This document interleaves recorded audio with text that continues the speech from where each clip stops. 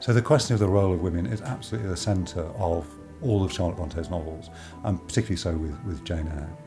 And it's an important time in the history of English literature because it's in the 19th century that women start to take on such a dominant role within literature. So there's Emily Bronte, Charlotte Bronte, George Eliot, all of them absolutely major figures in the whole history of 19th century writing. So Jane's a very assertive heroine in many ways. She's the person who speaks the truth against powerful figures, against her aunt or against St John Rivers.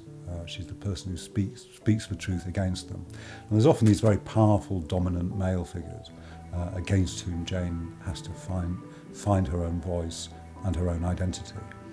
And so it's a very important text for asserting the value, the independence and the depth of women's lives.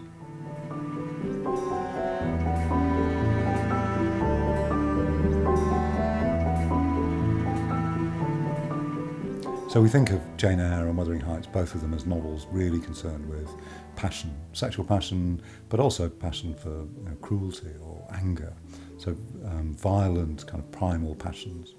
And what's so interesting in both of them is this very complicated relationship between expressing your desires, expressing your passions, and constraining or restraining them. And that often the two aren't exactly opposites. It's like they somehow incite each other, and that the moments of greatest passion are moments when you're most restrained. So Jane Eyre is often trying to restrain herself, but it's exactly at that moment that she's most passionately expressive. So before Jane Eyre, she's mainly talking to her sisters, and they're developing this complicated, like a writing workshop together. The moment she publishes Jane Eyre, she then gets lots and lots of useful or rather useless advice particularly from men. And G.H. Lewis, who's a very interesting figure, he himself was living unmarried with George Eliot, the novelist. So intelligent, intellectual man, sympathetic to great women writers. And he advises her to read Jane Austen. And there's a very interesting letter back from Charlotte Bronte in which she marks the difference, and it's a historical difference, and it's a critical difference, and it's a creative difference from Austen's fiction. And this is what she says. Why do you like Miss Austen so very much? I'm puzzled on that point. And then she goes on to describe Pride and Prejudice as an accurate daguerreotyped portrait, so it's like a photograph, of a commonplace face, a carefully fenced, highly cultivated garden with neat borders and delicate flowers, but no glance of a bright, vivid physiognomy, no open country, no fresh air, no Blue Hill, no Bonnie Beck. I should hardly like to live with her ladies and gentlemen in their elegant but confined houses. So she's marking there lots of significant differences between the kind of writing that she wants to make and the kind that Austen makes. So she shows a difference of landscape. First of all, there's no Bonnie Beck, there's no rill, so it's a much wilder landscape she wants. But it's also, she wants a different kind of house, she wants a different kind of people, she wants a wider social range than anything that Austen can give her. But also I think it's a difference of passion, really. She wants a much less inhibited and restricted kind of relationship between the people with a much franker and more emotive kind of response to one another. And you see that in the fiction.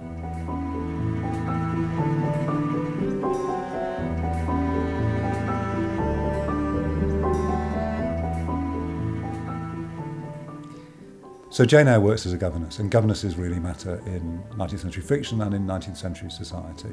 They're one of the very few jobs that respectable middle-class women can do. But it's paid badly, they're often very badly treated. You see that in Anne Bronte's novels, just how badly the children could treat the governess, just how badly the employers could. But in Jane Eyre, what you get is a figure who is socially quite marginal, the governess. It's a bit like an orphan in a way. An orphan is socially marginal.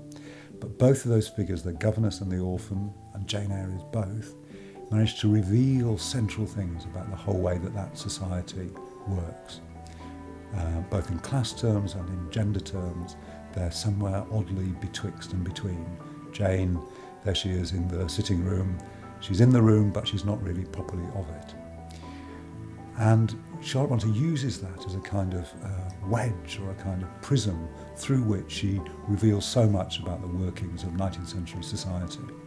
And of course it's got a happy ending. There are lots of governesses in 19th century novels. Some of them are murderers, some of them are terribly oppressed, but this is one that eventually she fights through to a fulfilled and happy conclusion.